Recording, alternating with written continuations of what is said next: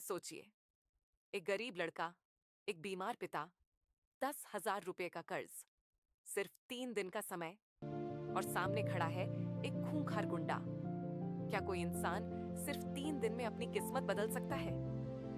आज की कहानी आपको यही दिखाने वाली है, इसीलिए वीडियो को अंत तक जरूर देखिए, क्योंकि आखिरी दृश्य आपका दिल और दिमाग दोनों हिला देगा। कहानी शुरू होती है एक छोटे से गांव से, जहां एक गरीब सा परिवार रहता है। इस घर का बड़ा बेटा अमन कई महीनों से बेहोशी की हालत में पड़ा होता है। उसके इलाज में घर की सारी जमा पूंजी खत्म हो चुकी होती है। माँ सावित्री देवी दिन रात भगवान से प्रार्थना करती रहती है कि उसका बेटा किसी तरह होश में आ जाए। लेकिन दुख यहीं खत्म नहीं होता। परिवार पर 10,000 रुपए का कर्ज भी चढ़ चुका होता है। तभी एक दिन अचानक चमत्कार होता है।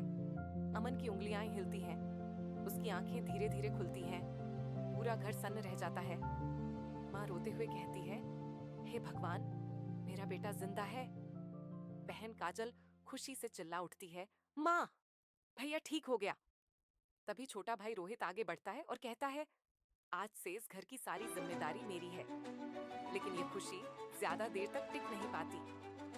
अचानक घर का दरवाजा जोर से टूटता है और अंदर घुसता है इलाके का सबसे बड़ा साहूकार और गुंडा, कालिया, सेठ कालिया।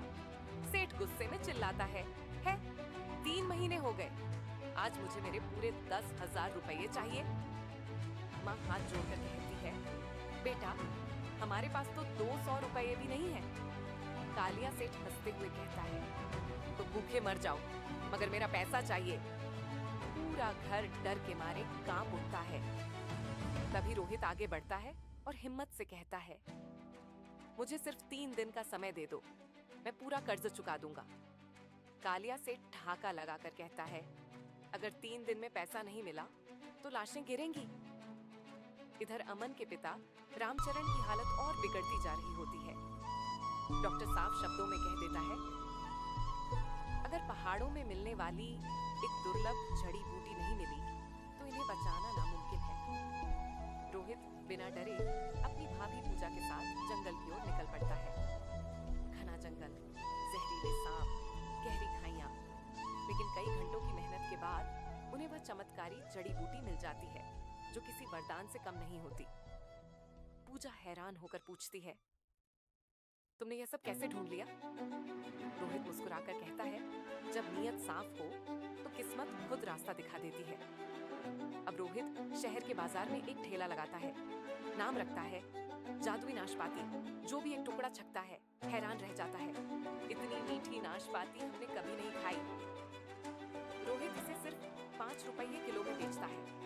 धीरे धीरे भीड़ इकट्ठा होने लगती है, पैसा आने लगता है और उम्मीद जिंदा हो जाती है। लेकिन तभी वहां लोकल गुंडों की एंट्री होती है। एक गुंडा कहता है, यहाँ कारोबार करना है तो 500 रुपये हफ्ता देना पड़ेगा। रोहित साफ इनकार कर देता है। गुंडे उसकी नाशपाती उठाने लगते हैं और तभी रोहित गुस्से में गरजता है, मेहनत की कमाई को हाथ लगाया तो हाथ नहीं, हड्डियां तोड़ दूंगा। इसके बाद जबरदस्त लड़ाई शुरू हो जाती है। रोहित अकेले ही 3 गुंडों को बुरी तरह दो हरा देता है।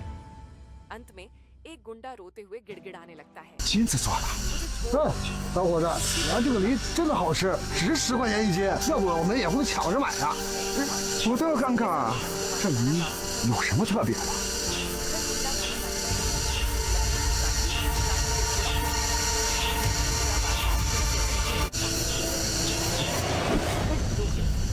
嘿，我你妈！这梨又酸又涩，看你就是不想交保护费。把这些梨给我带回去！你们敢！我看你们谁敢动我的梨！我你妈！你一个臭卖梨的，敢跟老子横